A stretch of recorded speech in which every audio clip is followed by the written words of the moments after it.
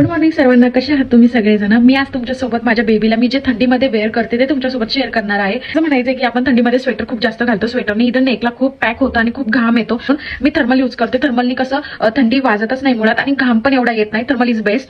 तर मी तुमच्यासोबत thermal share करते. जर का तुम्हाला हे आवडले असेल तर नक्की बाय करा आणि आवडले असेल अजून तर कमेंट करा, लिंक करा, शेअर करा. तुम्हाला याची लिंक भेटेल. तर हा एक थर्मल आहे, खूप छान आहे. इथे त्याला बटन्स आहे नेकला. जर का बेबीचा हेड मोठं असेल वगैरे तर इझिली तुम्ही वेअर करू शकता. असे छोटे छोटे बटन्स आहे याला आणि लेंथ पण खूप मोठी आहे आणि हाताला इथे स्ट्रेचेबल आहे थोडंसं, तिथे पॅक होऊन जातं आणि लेंथ वाईज पण खूप मोठे आहे.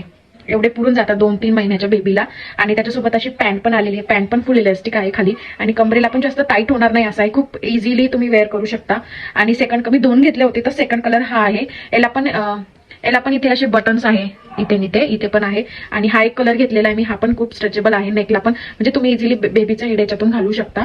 आणि लेंथला पण हा तेवढाच आहे. याचा थोडा टाईट वाला आहे. हा मी 2दा-3दा यूज केला म्हणून हा थोडा लूज झाला.